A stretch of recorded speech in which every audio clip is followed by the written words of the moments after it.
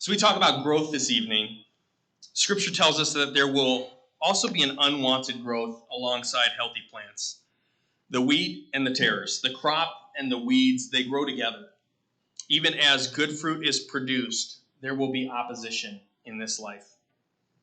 The pro-life movement won a political victory with the overturn of Roe v. Wade in the summer of 2022. But in the 2 years since, we have seen a growing concern. See, legal political victories that are not coupled with changes in the culture will often produce disappointing results.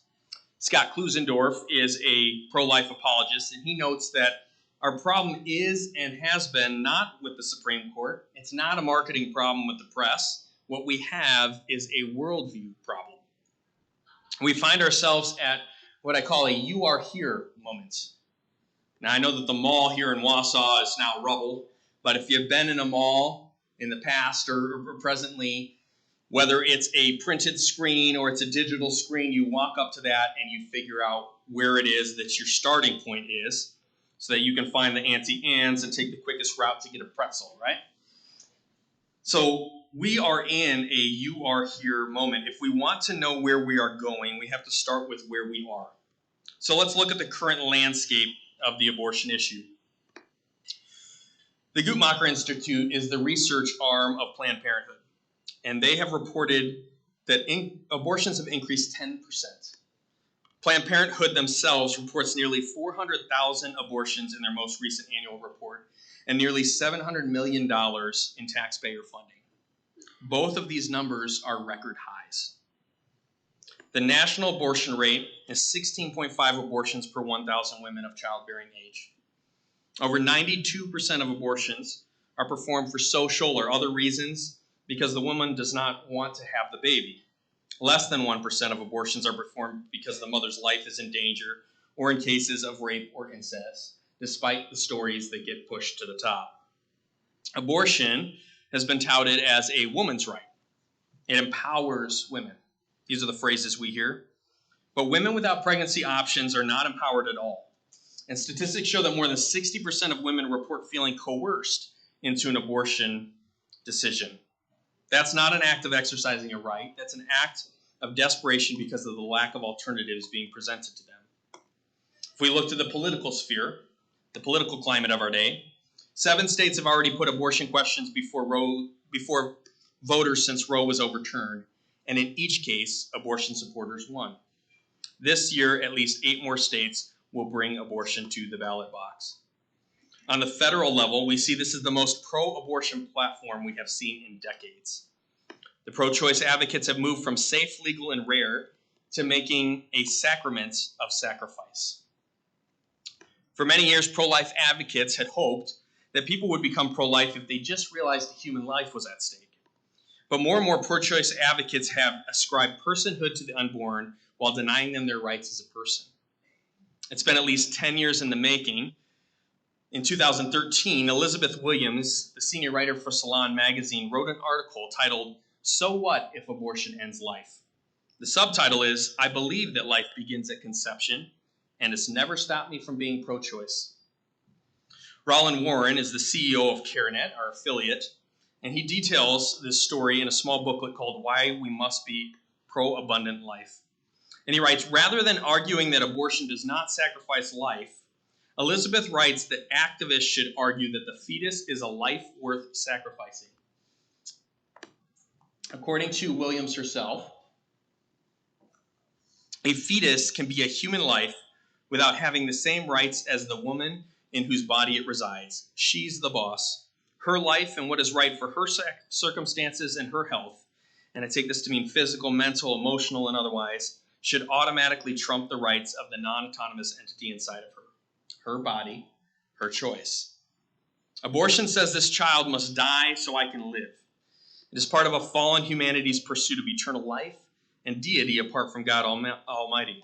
After all, it is a God who decides who lives and who dies. At the root of each decision is the question, is this a life unworthy and thereby deserving of being sacrificed? Or is this a life worthy of sacrificing for? God's Son entered human history through a uterus, unexpected to Mary, but not ultimately an unplanned pregnancy. This conception, like all conceptions, was foreknown by God since the foundations of the earth. Jesus lived, moved, and breathed in the flesh. And Jesus made a sacrifice. Where selfish motives declare this must die so I can live, he says I must die so that you can live and live life in abundance. On the other side of the aisle, the political aisle, the pro-life party's platform on the 2024 presidential ticket supports a ban of abortions after 15 weeks, thereby making abortions prior to 15 weeks permissible. On this slide here, you can see that 96.1% of all abortions take place before week 15. Therefore, the pro-life party now stands against only 3.9% of all of the abortions that take place, while permitting 96.1% of them. So what we have here are essentially two pro-choice parties, one with no exceptions and one with some exceptions.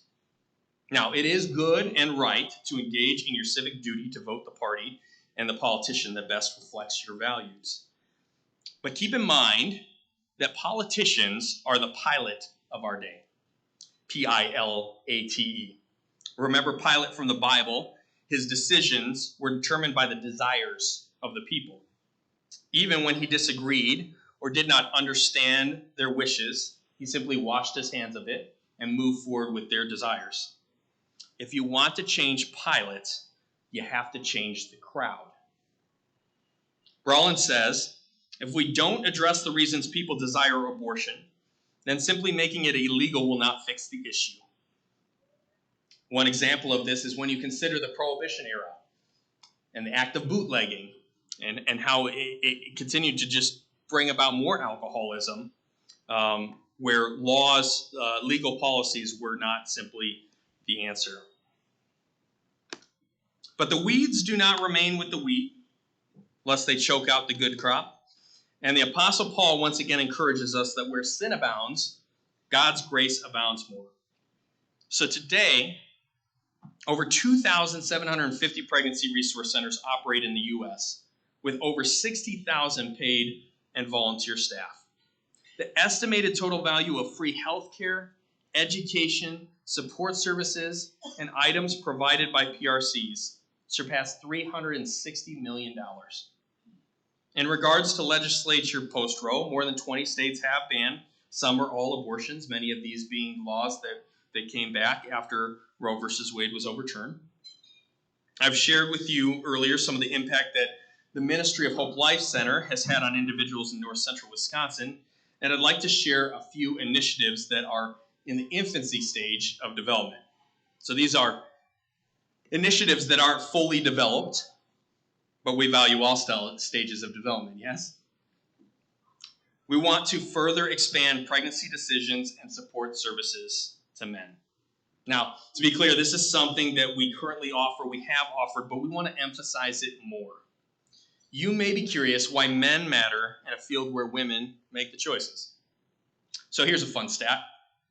Did you know that in nearly 100% of all pregnancy, men are responsible for 50% of those pregnancies? Yeah, I call that my "it takes two to tango" stat. The sexual revolution birthed the abortion culture we live in today. And when the Supreme Court legalized abortion 50 years ago with Roe v. Wade, it effectively delinked motherhood and fatherhood. Now, from a legal perspective, motherhood begins at conception, and fatherhood begins at birth. Her body, her choice. Men that would otherwise want to have a voice in their partner's pregnancy decision have been silenced by the culture. They think it's a noble thing to say, whatever you think, honey, it's your body, your choice, and I support you. Furthermore, men are actually incentivized not to exercise their right in the pregnancy decision because when you remove the right, you remove the responsibility. Heavy is the crown of fatherhood and marriage, and so many soon-to-be fathers would be happy to remove that responsibility. So fatherhood has been delinked from motherhood, marriage, sex, and pregnancy. One of our presidential candidates has expressed an admiration for Venn diagrams, so I thought I'd create my own. We need to be actively making the connection between sex, pregnancy, marriage, motherhood, and fatherhood. Again, Roland Warren says we need a holistic approach to this. Pro-life work cannot just be about saving a baby, as God-honoring as this is. It must also be about raising a child, building strong families with mothers and fathers, and breaking the intergenerational risk of abortion. This requires embracing and promoting marriage, encouraging responsible fatherhood, and consistently sharing the transformative message of the gospel of Jesus Christ. Not only should men have a voice in pregnancy decisions, but the majority of women, 60% of them, have reportedly discussed the pregnancy decision with the father of their baby. And studies show he is actually the most influential person in her pregnancy decision. So I ask, if the pregnant woman is the primary decision maker about the outcome of her pregnancy, will we be prepared to effectively engage, support, and influence the man who is influencing her? CareNet started funding what they called the Fatherhood Project. They found that every center that participated in the project resulted in decreased abortions. 86% of women seeking abortions are unmarried. And one center director provided the following testimony about the men's ministry in their center. She says, many of the single women we serve tell us they are considering abortion because they don't want to raise a child alone. They do not have the support of a father, or they fear that he will leave them if they have the child. Over the years, many fathers have told us that they think this is her decision. And because they didn't have a father growing up, they don't know what their role should be. As our male client advocates share information about the baby's development and the risks associated with any abortion procedure, fathers gain knowledge and information that enables them to speak from a place of leadership in the relationship. So intentionally adjusting perception and treatment of a pregnant woman's male partner can have a dramatically positive impact. And we want to see that impact happen through Hope Life Center on Wausau and the surrounding communities. That's why one of our objectives in the next year is to convert one of our new spaces into a men den, an environment where men can feel comfortable and relaxed when they accompany their female partner to the center. Through conversations with them, we want to work with men to affirm their fatherhood, to offer insights into the realities of their children's lives, to empower them to communicate their perspectives on the pregnancies, to advocate for their presence and involvement, to provide them with practical tools and relational encouragement for becoming great dads. But we need godly men that are committed to being equipped and making themselves available to have conversations with these men while they are in the center. So if that's something that's tugging on your heartstrings tonight, I want you to find us outside in the foyer afterwards and talk to us more and get some more information. As I said, these things are in the infancy stage, but knowing that you're partnering with us gives us so much more confidence to go full steam ahead into this initiative. A second initiative we want to do is to equip and support the church and the community, the schools and the general public. While there are between 2,750 and 4,000 pregnancy centers, there are more than 250,000 churches across the U.S. Remember, if you want to change pilot and the laws of the land, you have to change the crowd. And I believe it starts in the church. 4 in 10 women reportedly were regularly attending church one time a month at the time of their abortion. 40%, which tells you that many of the women that we see and are coming through Hope Life Center have already been in the doors of the church. And so we want to pour resources into the church to train up a care team of first responders and follow-up disciple makers. This already happens in so many other areas of the church. We have addiction recovery programs like Celebrate Recovery. We have programs like Grief Share. What if we offered compassion, hope, and help to women in the church facing an unexpected pregnancy? These men and women need lifelong discipleship and support as they face lifelong challenges. I want you to consider the mindset of the woman seeking an abortion. That little blue section at the bottom, this spans the whole life of the child that they would have. They have physical, emotional, spiritual, social needs, and the curve just goes up as the kid gets older. If some of you in here have teenagers at this point, which is part of the phase of life that I'm in, while also having a toddler at the same time, so tantrums on both ends, okay? I know how stressful it can be in some of those later years even of parenting. And so when a woman comes into our center, we're typically working in that small section of the time of 0 to 9 months while she's pregnant with the baby.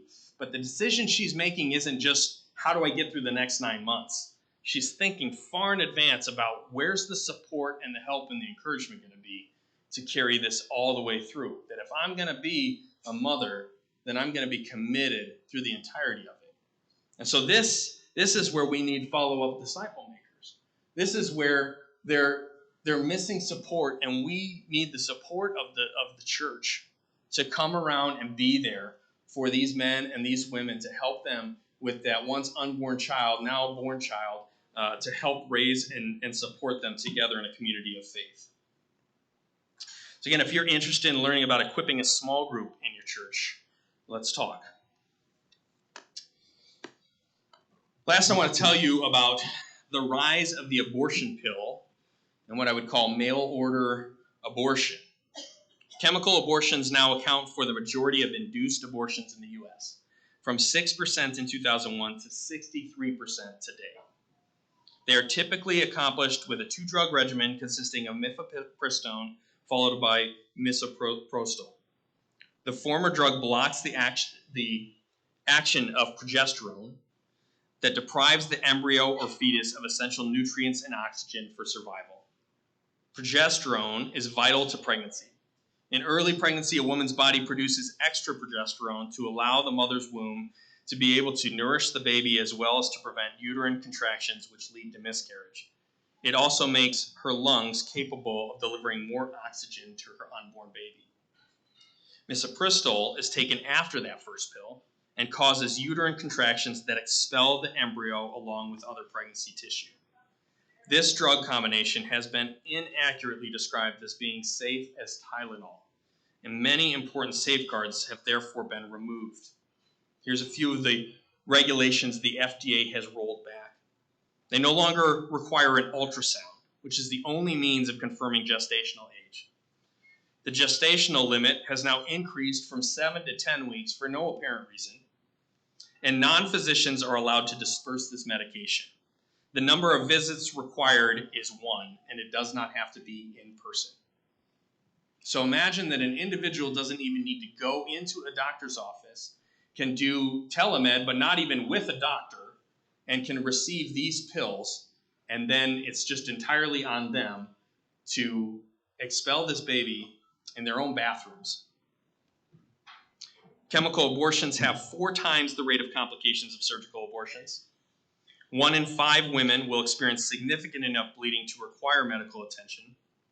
Up to 8% of women will still require surgical completion of their abortion. And because the FDA only requires reporting for fatally adverse events, only an estimated 5% of chemical abortion complications are reported in the U.S. However, research shows more emergency room visits. It's increased by more than 500% over the last 20 years, and miscoded visits mask the true dangers of chemical abortions. I want to share with you an article that I came across on a website that they greatly disturbed me, as it was a faith website it promoted itself as, and was promoting that abortions were okay and scriptural. And one of the contributing authors wrote a article called "I Ordered Freedom Online." She writes, "In the back of my underwear drawer, tucked next to my emergency cash and a fancy bar of dark chocolate, is a pack of abortion pills. All 3 of these items are secrets from my family. I hide the chocolate so I don't have to share it. The cash is something my mom taught me when I was growing up. Always have access to money your husband doesn't know about, just in case. Money is freedom, and so are the abortion pills." She explains how she was ready to be done having kids after having 1 kid, but her husband was not ready to get a vasectomy. So she continues, "He comes from a big family, and I think it's been hard for him to accept that he won't be having a big family of his own. Sometimes I feel selfish by taking this decision off the table, but not enough to change my mind. The pills don't expire for 2 years. I paid $150 for 2 years of peace of mind. I opened the package in the bathroom with the door locked and immediately hid the pills. At first I felt shame in knowing that I'd done something I have to keep secret, but as time has passed, I know I did the right thing, even if the right thing isn't technically the legal thing. that article saddens me, frustrates me greatly. So much wrong in there. The secrets being kept between husband and wife. The ability to order a pill that doesn't expire for 2 years. How do you prescribe that? So this is what's happening: is these abortion pills are not only mail order, but some of them are beginning to become available just in the pharmacy. This is the time of year that I've got to go get some pseudoephedrine, the Advil cold and sinus. I got to go show my driver's license to get that. But this one you can go grab from the back counter and just go right through the Walmart self-checkout and purchase. It's wrong. And I think that we're going to see more and more abortion regret. And so the good news is there's a treatment that if started within 72 hours of a woman taking mifepristone, and before she takes that second drug, has an approximately 70% chance of saving her child. It involves giving the woman natural progesterone, the hormone that mifepristone blocks, to counteract the effects of mifepristone. This is a safe and effective treatment for both mom and baby. The Abortion Pill Rescue Network, which is operated by Heartbeat International, whom we became affiliate with this year, helps over 100 women per month to initiate the abortion pill reversal process. And to date, there have been more than 5,000 lives saved through abortion pill reversal. There was a 142% increase in pregnancy resource centers providing and overseeing this protocol between 2019 and 2022. And we have been one of those pregnancy centers working with the Abortion Pill Rescue Network. And we're starting to cultivate a direct relationship with a local OBGYN to prescribe APR during those crucial 72 hours. You're about to hear a testimony from one of our courageous clients that experienced this rescue.